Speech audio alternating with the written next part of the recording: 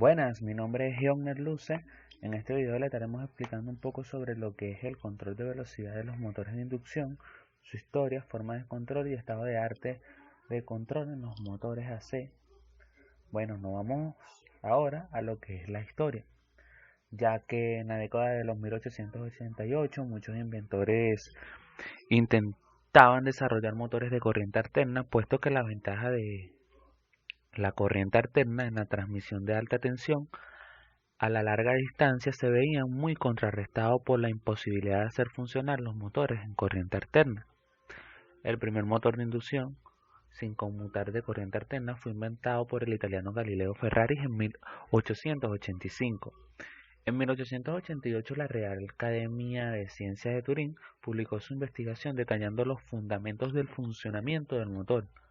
Al tiempo, concluía que el aparato basado en el principio no podía tener ninguna importancia comercial como motor, ya que el posible desarrollo industrial fue concebido por el serbio Nikola Tesla, quien inventó independientemente su motor de inducción en 1887 y obtuvo una patente en mayo de 1888. En el mismo año, Tesla presentó su trabajo, un nuevo sistema de motores de corriente alterna y transformadores, al Instituto Estadounidense de Ingenieros Eléctricos. En él describía tres tipos de motores de 4 polos, de 4 fases patentados. Uno con un rotor de 4 polos que formaba un motor de reluctancia no autoiniciable, otro en un rotor enrollado que formaba un motor de inducción autoiniciable y el tercero con un verdadero motor síncrono con alimentación de corriente continua excitada por separado para la bobina de los rotores, una figura clave en la historia del motor eléctrico. Sin embargo, una de las patentes de Tesla que presentó en 1887 también describía que un motor de inducción de rotor de bobinado corto, el estadounidense lo que es George Westinghouse, que ya había adquirido los derechos del Ferrari por $1000, compró rápidamente las patentes de Tesla en $60,000 y lo contrató para desarrollar sus motores. No obstante, Tesla se marchó en 1889. El motor de inducción de corriente alterna de velocidad constante no fue considerado adecuado para los coches de calle, pero los ingenieros de Westinghouse lo adaptaron con éxito para alimentar una operación minera en Colorado en 1891. Así se logró lo que es el primer motor de inducción práctico en el año 1892 y se desarrolló una línea de motores de inducción polifásicos de 60 Hz en 1893, pero estos primeros motores de Westinghouse eran motores de 2 fases con rotores enrollados. El estadounidense Benjamin Lang desarrolló más tarde un rotor de bobinado de barra giratoria, ya que viéndolo desde este punto de vista, en el año 1889, el ruso Mackay Dolivo inventó lo que es el motor de inducción trifásico, de ambos tipos de rotor enjaulado y rotor bobinado, con reostatos del arranque y el transformador de 3 brazos en el año 1890, ya que así la historia del motor eléctrico tuvo los primeros motores asíncronos trifásicos aptos para el funcionamiento práctico. Desde 1889 se iniciaron desarrollos similares de maquinaria trifásica gracias a Westron. En la Exposición Electrotécnica Internacional de Frankfurt de 1891 se presentó con éxito el primer sistema trifásico de larga distancia. Tenía lo que era una capacidad de 15 kilovoltios y se extendía a lo largo de 175 kilómetros desde la cascada de Laufen en el río Neckar. Viéndolo así, la inducción trifásica se utiliza ahora para la gran mayoría de las aplicaciones comerciales. Sin embargo, él afirmaba que el motor Tesla no era práctico debido a las pulsaciones bifásicas, lo que lo impulsó a perseverar en su trabajo trifásico. En lo que fue en el año 1896, General Electric y Westinghouse firmaron un acuerdo de licencia cruzada para el diseño del rotor de bobina en barra, más tarde llamado rotor de jaula ardilla.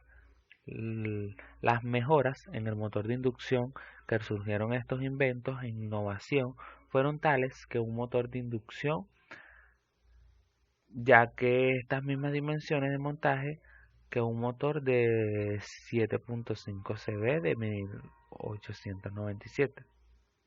En definitiva, la historia del motor eléctrico es apasionante, y es que los motores eléctricos revolucionaron la industria, puesto que, como hemos visto, los procesos industriales ya no estaban limitados por la transmisión de potencia mediante eje de línea, correa en aire comprimido o presión hidráulica. Ahora nos vamos a lo que es las técnicas de control.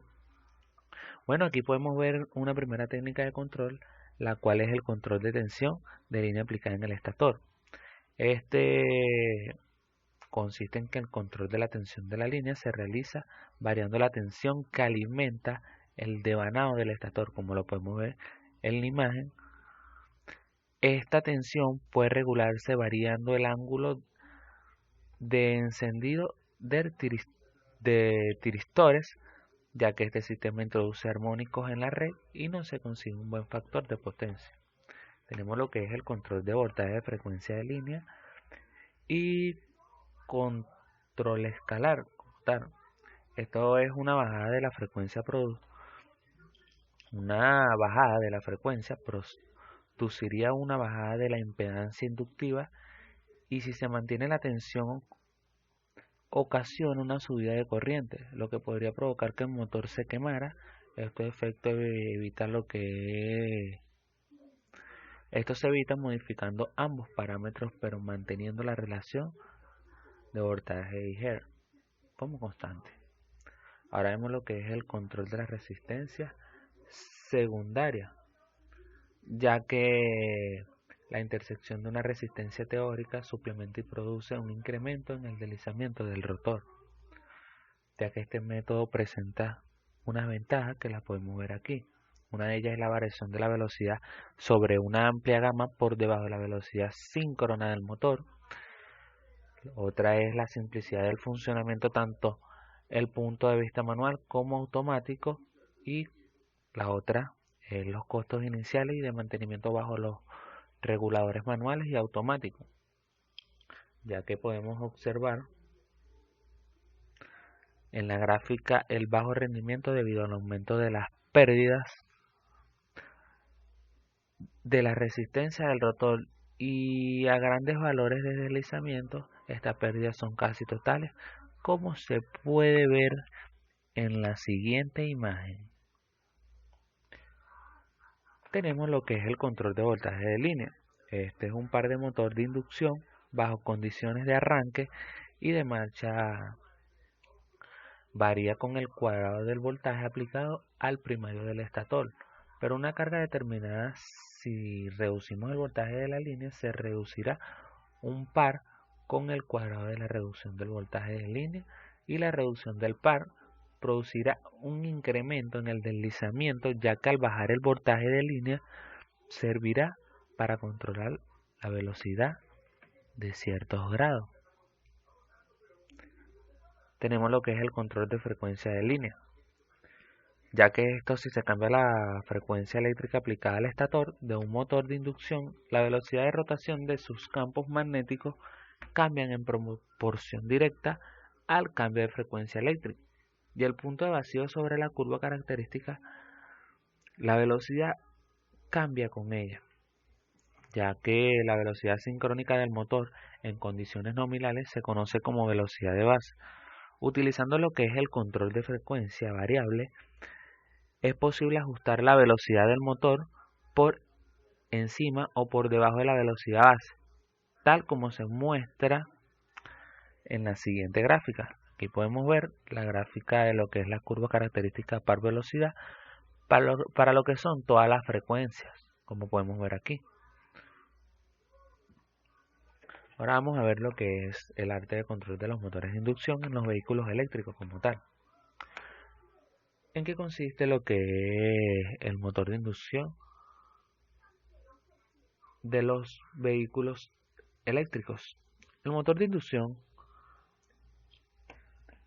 inducción en especial de jaula ardilla ha sido elegido para proporcionar la tracción de los vehículos eléctricos debido a una ventaja de ser pequeño, ligero, económico y casi de libre mantenimiento, ya que la mayor parte del sistema de control desarrollado se han enfocado en la reducción de las pérdidas, ya que principalmente se busca incrementar lo que es la distancia de recorrido con una carga de las baterías. Dicho problema no ha sido tratado en aplicaciones de tipo industriales o domésticas, ya que el usuario rara vez se percata y se preocupa del consumo energético del motor debido a que la fuente de energía se podría percibir como inagotable y el costo energético simplemente es aceptable. Otra de característica a considerar es la respuesta del torque desarrollado por el motor en distintas velocidades. Este problema se acentúa en operaciones donde el vehículo soporta un bajo peso y de manera súbita se incrementa el peso que debe mover el motor, por lo que la respuesta del torque proporcionado es lenta, lo que para el usuario genera una desventaja comparada con la respuesta de los motores de combustión. Ahora nos vamos a lo que son las técnicas de control de los motores de inducción.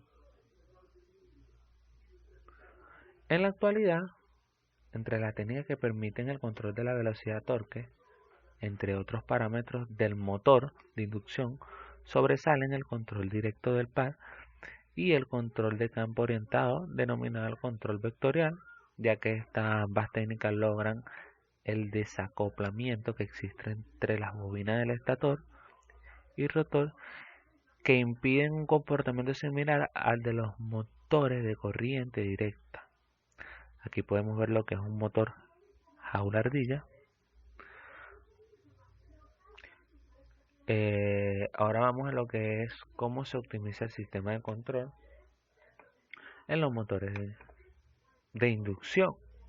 Requiere que la etapa de control sea sintonizada, ajustando los valores de los parámetros del controlador, para lograr que alguna característica en especial del sistema controlado tenga cierto comportamiento, ya que ha sido posible mejorar la eficiencia y su respuesta de ciertos parámetros del motor de inducción aplicado en lo que son los vehículos eléctricos mediante diversas técnicas de optimización. La técnica que se ha destacado en un controlador vectorial optimizado mediante el control de pérdidas mínimas. Otra técnica desarrollada que se conoce como la optimización de eficiencia en respuestas dinámicas que mejoran la eficiencia del motor en estado estable y genera mayor velocidad en la respuesta del torque del motor. Bueno, esto fue todo. Espero que les haya gustado el video. Gracias.